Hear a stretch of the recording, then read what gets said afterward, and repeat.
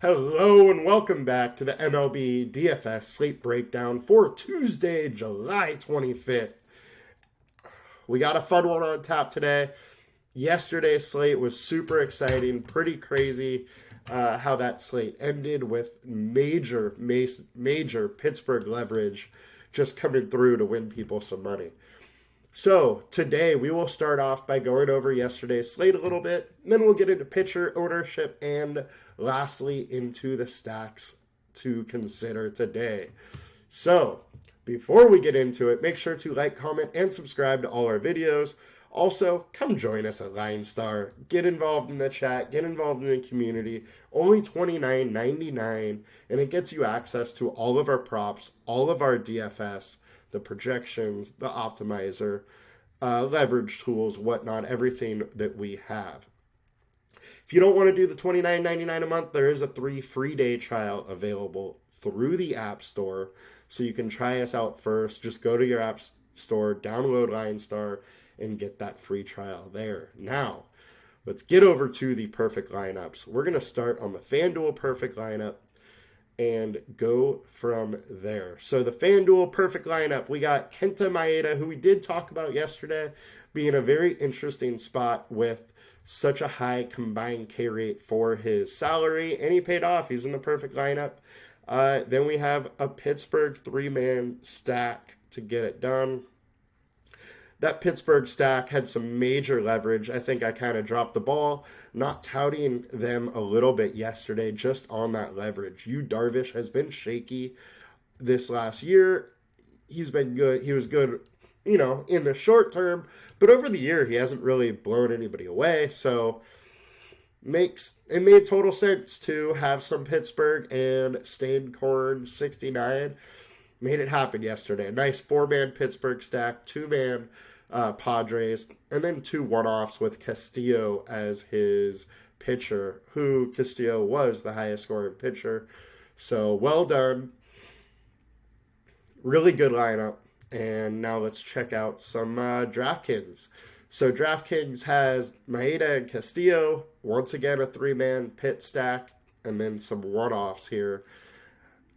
Really great lineup, and the winning lineup was Jeff 5021 with Castillo and Logan Allen. He didn't even need Maeda here to take it home, just because of this Pittsburgh lineup was so strong, and Colorado as well. So looks like a 4-man Colorado stack, 3-man pit, and then a one-off with Candelario. Really good construction, very interesting. Congrats to Jeff for pulling it off. Now, let's get into some ownership. We're going to start off with getting a little lay of the slate here. So these first 3 games, Washington, New York, and Boston, all do have some weather concerns. I think New York's likely just a delay to start, and the gameplay is fine. I think Washington, there is some PPD risk. In Boston, there is definitely some risk. Although all these situations, we really have to wait for a couple hours to get a better idea of models. But just know to make sure to pay attention to what's going on with the weather here. And because there's weather risk, all of the pitchers are a little more risky than normal in those games. All right, Pablo Lopez, highest pitcher, almost 39% owned. And look, he's been absolutely great lately. LineStar likes him 21% or 21 fantasy points. Seattle strikes out a ton versus righties, so all of that looks really good. His K rate is solid, combined K rate is solid. I like it a lot. The one thing is that Seattle can hit the ball hard. They are a pretty good offense, and Lopez is allowed 53% fly balls. So, 1 or 2 of those easily could leave the stadium, and if there's runners on, that totally changes the night that he has. So we'll see how that goes. The other thing here is the BVP data. 28 plate attempts, they've been hitting him pretty well. Now, that's not a very big sample size, very well just could have been last game where he went 5 innings, allowed 2 runs, walked 2, had 7 Ks, and got the loss. Like I said, home runs he could allow. He let one happen last game. And the other thing is this game was only 5 days ago. So Seattle's once again seeing him again. And it's always a little tricky. You know, obviously both sides are going to make some adjustments, but the hitters have kind of seen him recently, which definitely, I believe, helps the hitters a little bit. So I don't mind Jorge or Pablo Lopez here, but we'll see. Corbin Burnes next. Look, Corbin Burnes is back. He is pitching lights out lately. 2.88 FIP, 31% K rate over the last 5 versus 3.8 over the last 20 and a 25.5 K rate. Combined K rate, 27.7. His salary is much lower than Pablo Lopez, and he just crushed Cincinnati in Cincinnati, and now he gets them at home. I think this is a very interesting spot for Burnes. I would like to see his ownership a little bit lower, but look, he has been crushing Cincinnati. 84 plate attempts. They're hitting 137 off him with a 39% K rate. He's faced him 3 times this year already. 7 Ks, 6 Ks, and 13 Ks. So he also did well versus them last year. He does well versus the Reds. Yes, this is a little bit different Red offense than what we're used to, but I think you have to consider Burnes today. Blake Snell's next versus Pittsburgh. Snell has been ridiculous over the last, really like 5-8 starts, something like that. 2.88 FIP, 34% K rate. His command, he really lost it last game. 7 walks last game in only 5 innings. So he's going to need to handle his command again. But if he's able to get it back, he is a pitcher that is averaging 24% more fantasy points at home. His K rate today his K line in sportsbooks today is very high. And I still like the over in that just because Pittsburgh's striking out 30% versus lefties. He has a 34% K rate over the last 5. Combined K rate is 30%. I really like Snell today, and we have a very high 24-point projection on him. So I'm all on board the Snell train. And next we got Abbott versus Milwaukee, who Milwaukee's actually hit him pretty well lately. One thing with Abbott is he's been super, super good. His FIP has been much higher than his ERA. There are some guys that, just get by with this, but I do think there is going to be some regression coming to him. 57% fly ball, 32% hard contact, a lot of barrel balls, like only a matter of time till that really starts biting him. Could it be today? Could it be next week or a month from now? Yeah, we don't know when the regression is coming, but I think it probably is. Milwaukee hasn't been good versus lefties, though, and they have been hitting him decently. So kind of an interesting spot. I could see you going either way on this one. I wish he was a little lower owned, though. But with his projection, he's definitely in play. Aaron Savali, he's been really good lately. His K rate, his K line in sportsbooks is a little bit higher than I would have expected today. But look, KC's striking out a lot. He's getting 30% more fantasy points at home. This KC lineup isn't that good. 2.91 FIP over his last 5. I think you can absolutely play Savali if you want to go down for a little bit more of a value piece today. George Kirby is a very good pitcher and likely going way too low owned today.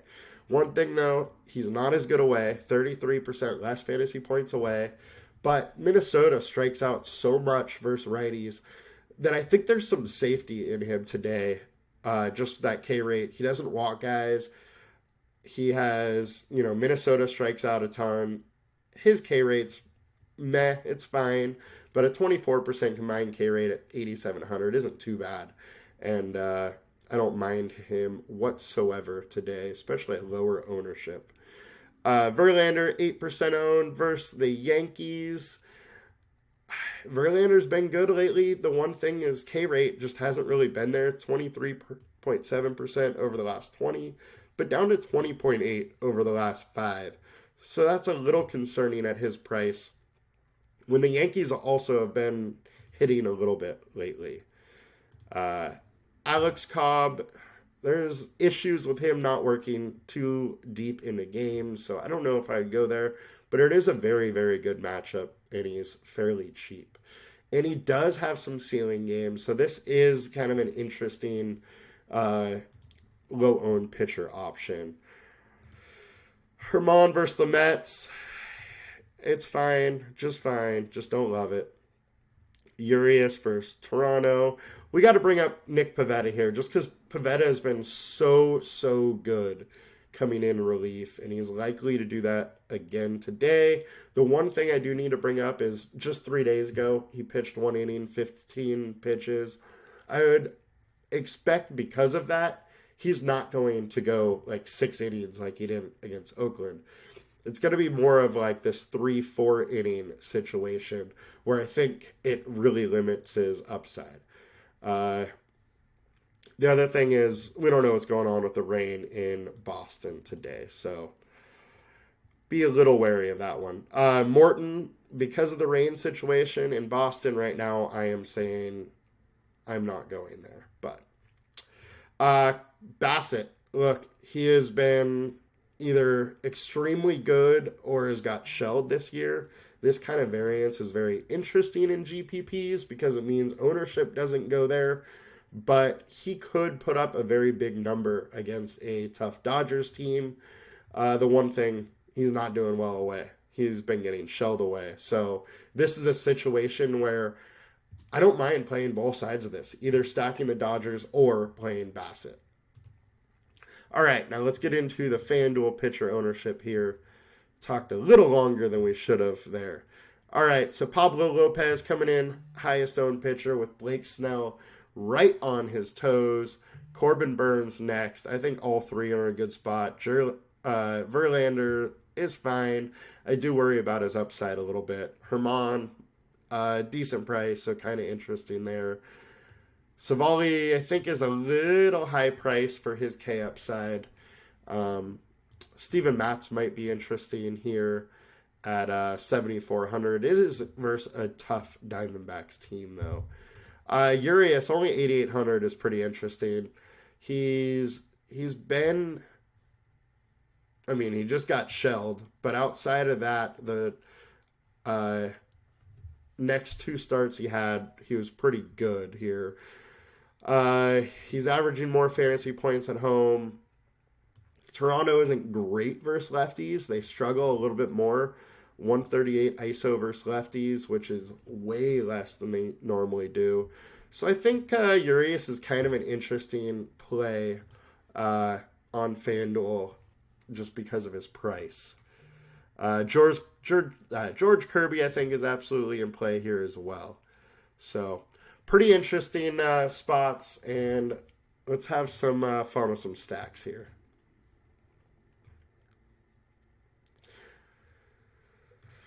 All right. Highest owned, we got the Braves versus Pivetta. We'll see. This ownership could change drastically throughout the day with weather news, but look, the Braves are great, but Pivetta has been super good also, so no telling how that will really play. Cubs versus Kopech. I think this is a very interesting situation.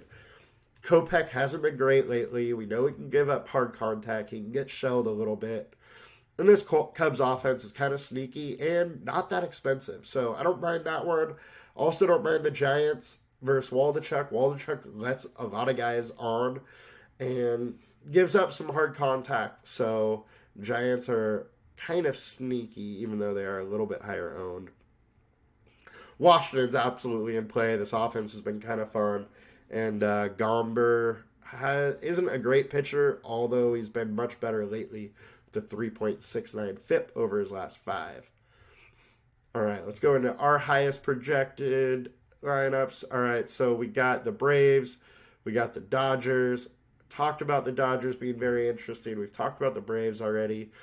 Boston, very interesting. I am not high on Morton today. I think even if there is no weather, I think he may have a tough game. Boston's very good versus righties. And there's decent hitting weather, wind blowing out, like high 70s for temps. So it's an interesting one. Excuse me.